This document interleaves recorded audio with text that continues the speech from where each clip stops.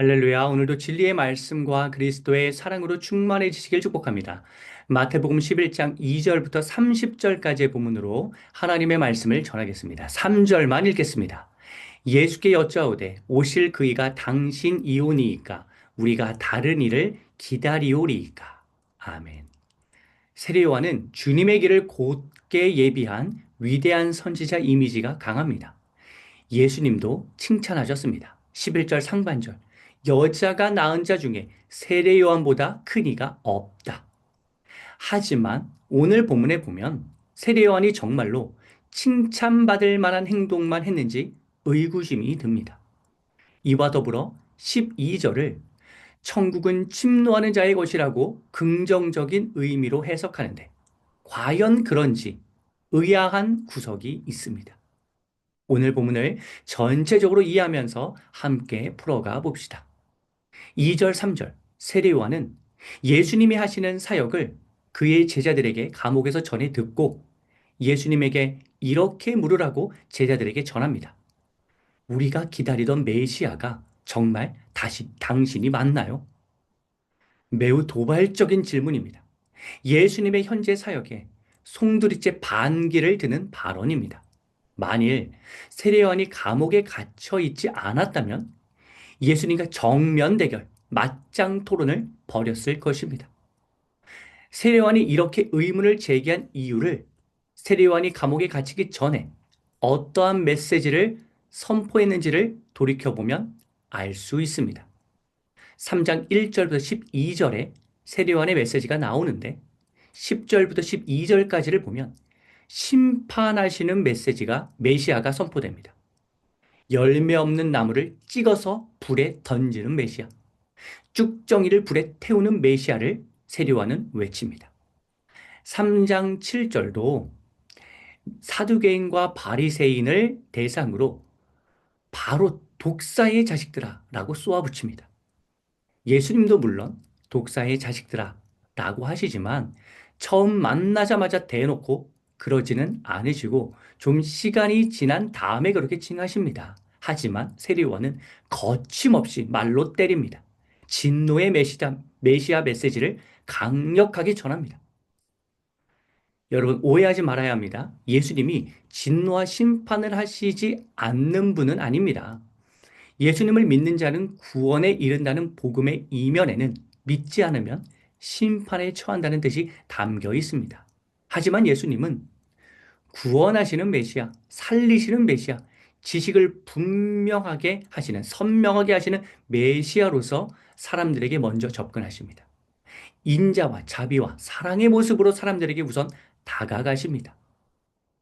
세례요한이 틀린 말을 하지는 않았지만 예수님의 활동에는 단계가 있는데 중간 과정 전부 생략하고 바로 심판과 진노의 메시지를 던지면서 메시아 예수님도 그렇게 활동하실 것을 기대했으니 지금 너무 부드럽게 활동하시는 예수님에게 얼마나 큰 실망을 했겠습니까? 마태복음 3장 1절부터 12절까지를 다시 보면 세례요한은 이 세상의 모든 악을 척결하러 오시는 메시아 사상을 강하게 갖고 있어서 현재 사랑의 예수님으로 활동하시는 메시아 예수님과는 차이가 느껴집니다. 세례 요한이 회개의 선포를 통해 사람들을 깨우친 측면에서는 예수님의 길을 곧게 예비한 선지자가 맞지만 지혜로 가르치시고 구원의 소망을 전파하시며 사랑으로 치유하신 예수님의 따뜻한 생명 구원의 사역에 대한 이해는 부족했던 것으로 보입니다. 그래서 4절 이후의 말씀을 통해서 예수님은 세례요한이 오해하지 않도록 설명해 주십니다. 어떻게 보면 세례요한이 감옥에 갇히지 않았다면 예수님과의 대화를 통해 사역 관찰을 통해 예수님에 대한 오해가 사라져 이렇게 첨예하게 대립하지는 않았을 수 있지만 감옥이라는 단절 요소가 예수님 사역 이해에도 균열을 일으켰을 수 있습니다. 세례요한이 예수님의 사역을 직접 보지 못하고 자기 제자들에게 해석된 예수님에 관해서 들었던 한계도 작용했을 것입니다. 5절 치유 사역의 목적은 복음 전파이지 단순히 병 고치는 활동으로만 끝나는 것이 아니라고 예수님은 분명히 전하십니다. 그러니 6절, 치유 사역의 목적을 모른 채 예수님의 사역을 겉으로만 보고 실족하지 말라고 당부하십니다. 어떻게 보면 이 말씀은 세례 요한에게 주시는 교훈이기도 하지만 오해를 풀라고 예수님의 사역을 보면서 잘못 해석해서 전달한 세례 요한의 제자들을 위한 설명이기도 합니다. 세례 요한의 제자들은 5절, 6절의 내용을 전하러 세례 요한에게로 향하고 예수님은 무리를 향하여 세례 요한에 대해서 설명하십니다. 설명의 핵심 요지는 이것입니다. 세례 요한은 회개를 선포하였고 그 토대 위에서 예수님은 구원을 선포하신다. 사랑의 방식으로. 세례 요한이 틀린 것이 아니라 예수님의 사역을 예비한 다른 차원의 사역을 하였다고 예수님은 설명하십니다. 세례요한은 10절, 14절, 15절에 나오듯이 구약에 예언된 대로 엘리야 역할을 한 인물입니다. 말라기 3장 1절 상반절 만군의 여호와가 이르노라 보라 내가 내 사자를 보내리니 그가 내 앞에서 길을 준비할 것이요.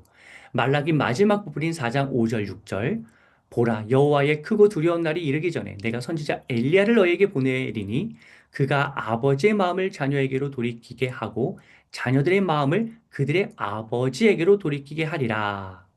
에 나오는 엘리야가 세례요한입니다.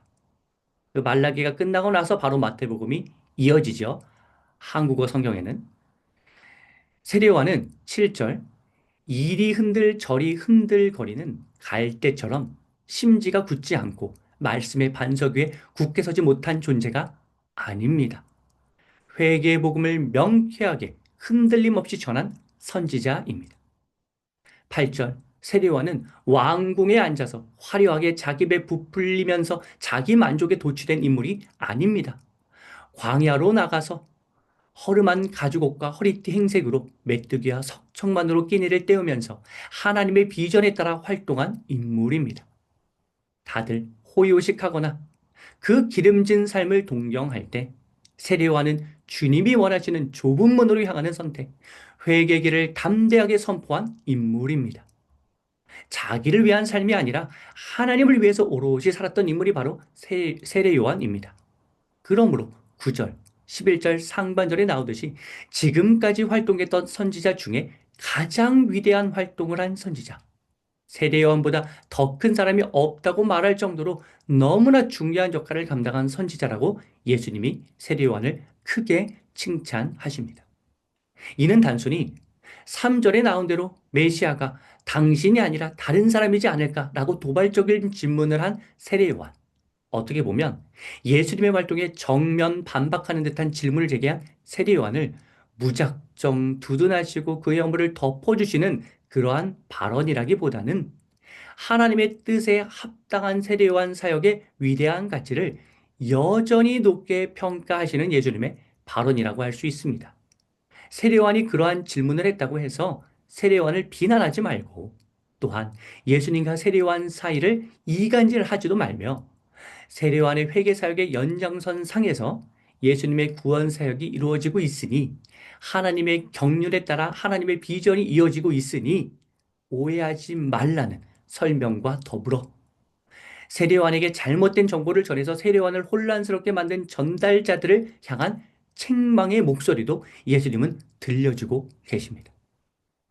11절 하반절, 12절, 13절은 세례요한 및 율법의 방식과 예수님의 방식의 차이점이 드러나는 대목입니다. 천국은 침노하는 자가 없게 된다고 그동안 모든 선지자와 율법이 설명해 왔습니다. 침노란 강압적이고 억센 활동을 뜻합니다. 하지만 사랑의 원리로 천국에 들어갈 수 있고 그것이 율법의 본질이라고 예수님은 교훈하십니다. 천국은 침노하는 자 표현이 누가복음 16장 16절에서는 침입으로 표현되는데 표준 세번역에는 이렇게 나옵니다. 하나님의 나라가 기쁜 소식으로 전파되는데 모두 거기에 힘으로 밀고 들어가려고 애쓴다. 예수님은 율법의 행위가 아니라 심판의 공포가 아니라 사랑의 원리로 천국 메시지 복음을 선포하십니다. 예수님은 율법과 세례요한이 틀렸다고 하시는 게 아닙니다.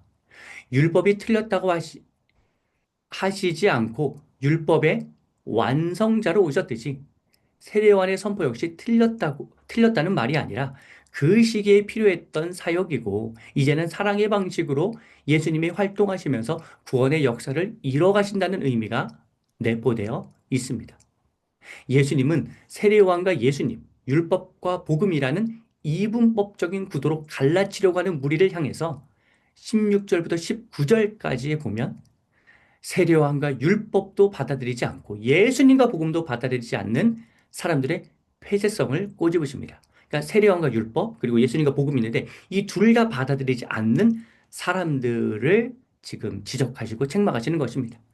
18절 세례요한은 메뚜기와 석청만 먹어서 귀신 들렸다고 하고 반면에 19절 상반절 예수님은 먹기를 탐하고 포도주를 즐긴다고 하면서 비난하고 이래도 비난 저래도 비난하면 대체 율법의 완성자로 오신 예수님을 받아들일 마음이 조금이라도 있는 것인지 그 점을 예수님은 지적하십니다. 율법의 본질만 명확하게 알아도 세례 요한의 회개 선포와 율법의 가르침을 통해 하나님의 뜻을 선명하게 알 수 있고 예수님과 복음을 통해서도 구원의 길로 향할 수 있는데 양비론 둘 다 거부하는 교만과 냉소와 불통과 자기 의로 똘똘 뭉친 사람들을 예수님은 책망하십니다. 16절, 17절이 이러한 맥락입니다. 피를 불어도 흥겨워하지 않고 애곡하여도 함께 슬퍼하지 않는 무감각의 사람들. 다들 자기 살기 바쁘고 하나님이 주신 좋은 환경 생각은 안 하고 자기 잘나마저 살면서 어떠한 방식으로 하나님 나라 메시지가 선포되더라도 반응이 없는 사람들에게 주님은 일침을 가하십니다.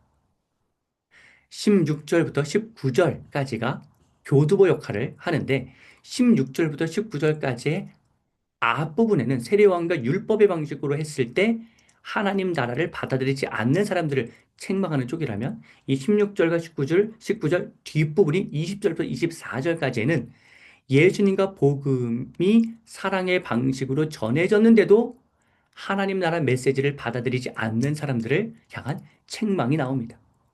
20절부터 24절까지 보면 구체적으로 고라신, 고라니가 아니라 고라신, 벳세다, 가버나움이라는 갈릴리 바다 일대, 이 북부 지역에 있는 갈릴리 바다 일대의 지역을 지목하시면서 예수님이 수많은 이적과 기사를 행하셨으면 보고 깨달아 회개하고 천국을 소망하며 예수님을 따르기로 결단해야 하는데 여전히 변하지 않는 이 지역 사람들의 모습을 강하게 질책하십니다.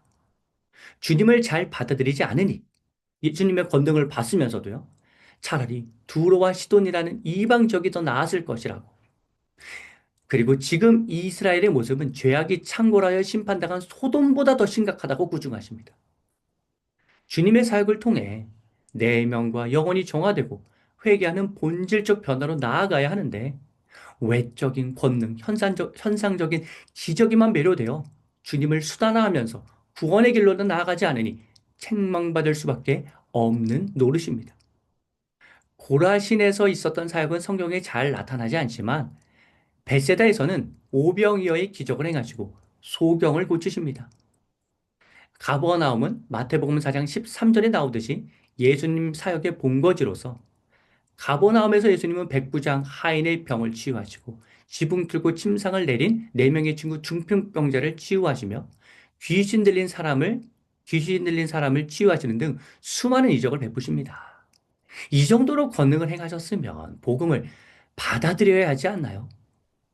나를 도와주시면 나를 도와주신 분이 얼마나 위대한 분인지를 깨닫고 그분의 가르침을 따르려고 해야 하는데 여전히 그분을 따르지는 않고 그분의 메시지를 청종하지는 않고 도움만 계속 얻으려고 하는 이 얌체 같은 사람이 예나 지금이나 정말 많다는 점이 참으로 안타깝습니다. 하나님의 역사가 많이 일어난 곳에서 아이러니하게도 하나님을 더 받아들이지 못하니 얼마나 주님의 마음이 아프시겠습니까? 책망의 이면에는 주님을 여길 것만이 아니라 이 주님의 안타까운 마음을 함께 느낄 수 있어야 합니다. 오늘날에 적용해 본다면 고라신, 벳세다, 가버나움 지역은 그리 멀리 있지 않습니다. 우리가 속한 공동체가 내면의 본질적 변화, 좁은 문으로 향하려는 헌실 없이 이적과 기사만 보여달라고 요청하는 고라신, 벳세다, 가버나움일 수 있습니다. 개인적으로는 내가 겉으로만 주님을 따르지 온 마음을 다해 주님의 말씀대로 살지 않고 있을 수 있습니다. 예수님은 그렇다면 누가 복음을 잘 받아들이는지에 대해서 말씀하시는데 25절부터 27절까지를 보면 어린아이와 같이 순수하고 수용력 있는 자들이 복음을 잘 받아들인다고 말씀하십니다. 25절 지혜롭고 슬기 있는 자들이란 자칭 그러한 자들, 교만한 자를 뜻합니다. 26절, 27절에 보면 자기 똑똑함과 자기 의지로 복음을 받아들일 수 없고 오직 예수님 그리고 아들의 소원대로 계시를 받는 자인 성령님, 즉 예수님과 성령님을 통해서 복음의 신비를 깨달을 수 있다는 인간의 지식과 경험을 초월한 측면이 나옵니다. 그러므로 28절부터 30절까지에 나온 대로 나의 모든 수고와 열심으로 무엇을 얻으려고 하거나 무엇을 받아들이려고 하지 말고 오직 모든 교만을 내려놓고 겸손하고 온유하신 주님께로 나아가 복음의 신비를 깨닫고 천국으로 향하며 자유하여 가벼워지는 은혜를 누릴 수 있어야 합니다. 이 28절부터 30절까지의 말씀은 다음 영상에서 좀 더 자세하게 다루겠습니다. 사랑하는 성도 여러분, 주님을 받아들일 수 있는 방법과 계기는 무궁무진합니다. 마음을 열지 않고 이것도 저것도 다 비난하니 주님을 받아들이지 못하는 것입니다. 은혜를 체험하지 못하는 것입니다. 예수님과 성령님을 통해서 복음의 신비를 꼭 받아들이시길 기원합니다. 우리가 주님을 진정으로 따르고 있는지도 한번 자문해 봅시다. 모든 교만을 내려놓고 겸손하게 주님을 받아들이시고 의지하시길 하나님께서는 우리에게 원하십니다.